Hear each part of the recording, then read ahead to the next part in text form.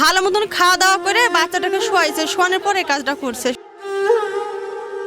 মাত্র 1 মাস আগে সব বাধা পেরিয়ে ভালোবেসে একে অপরের হাত ধরেছিলেন রুহুল আর লিজা। চোখে ছিল রঙিন ভবিষ্যৎ আর মনে ছিল সারা জীবন একসঙ্গে বাঁচার প্রতিশ্রুতি। কিন্তু কে জানতো বিয়ের ঠিক 30 দিনের মাথায় শক্ত করে ধরা সেই হাত দুটোই অবশ্যই ঝুলে থাকবে মৃত্যু পারে। কেন 1 মাসের মাথাতেই থমকে গেল দুটি তরতাজা জীবন? একসঙ্গে দুপুরের খাবার খেয়ে নিজেদের ঘরে ঘুমাতে গিয়েছিলেন নবদম্পতি। বিকেলে দীর্ঘক্ষণ ডাকাডাকির পরও কোনো সাড়া শব্দ না পেয়ে যখন দরজা ভাঙা হলো, তখন স্তব্ধ হয়ে যান স্বজনরা। ঘরের তীরের সঙ্গে একে ওড়নায় ঝুলছিল ভালোবাসার মানুষ দুটির। 4 সপ্তাহের এক বুক স্বপ্ন এভাবেই যে এক নিমিষেই ধূলিসাৎ হয়ে যাবে তা যেন বিশ্বাসই করতে পারছেন না কেউ। সম্পর্ক ভালোই, কিন্তু এর ভিতরকার খবর কেউ জানে না যে স্বামী স্ত্রীর ভিতরে কি হয়েছে।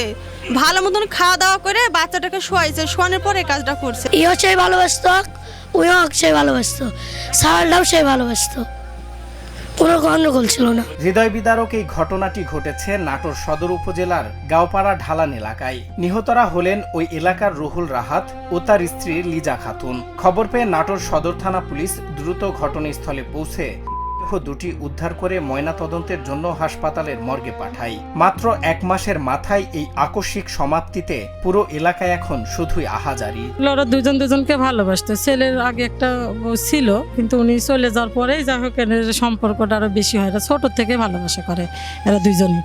তারপরে যাই হোক চলে আসছে, আজকে 1 মাসের মতো হলো। বা আগের পক্ষের ওই মেয়েটাও নাই এখানে, ও ডিভোর্সে চলেও গেছে। তো ওই পক্ষের একটা ছেলে আছে। আমার মেয়ের সাথে আমি কালকে সন্ধ্যার সময় 5:30 6টার দিক কথা বলেছি, কোনো কারণ নাই। তারা দুজনা বললাম আমি ডাক্তারের কাছে যাব, ওই ছোট একটা আগের বাচ্চা আছে ওই ছেলের, ওই বাচ্চা নিয়ে ডাক্তারের সর্দি কাশি হয়েছে, তো ওষুধ আনতে যাবো। আম্মু পরে কথা বলবো নি বলেছে, ডাক্তারের কাছ থেকে আসতে। আর আমার সাথে আমার কথা হয়নি মেয়ের। নাটোর সদর থানার ওসি মনসুর রহমান জানান, প্রাথমিকভাবে এটিকে বলেই ধারণা করা হচ্ছে। তবে নববিবাহিত এই দম্পতির মধ্যে কোনো অভ্যন্তরীণ দ্বন্দ্ব তৈরি হয়েছিল কিনা, যা তাদের এমন চরম পথ বেছে নিতে বাধ্য করেছে, তা খতিয়ে দেখা হচ্ছে।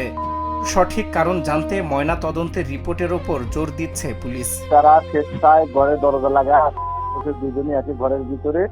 এই ব্যাপারে কারো কোনো সন্দেহ নাই। বাবা ছেলে উভয় পক্ষের কারো কোনো নাই। আমাদের তদন্ত প্রমাণিত হয় না কোনো সন্দেহের কোনো বিষয়। এই জন্য আমরা তাকে দাফন কাফনের অনুমতি দিয়ে রাখি। এটি কি শুধুই পারিবারিক কলহ, নাকি এর পেছনে লুকিয়ে আছে অন্য কোনো অন্ধকার রহস্য? পুলিশ তদন্ত শুরু করেছে, হয়তো দ্রুতই মিলবে সব উত্তর। কিন্তু যে ভালোবাসার টানে রুহুল ও লিজা এক হয়েছিলেন, সেই স্বপ্নের এমন সমাপ্তি সমাজকে আরো একবার ভাবিয়ে দিয়ে গেল।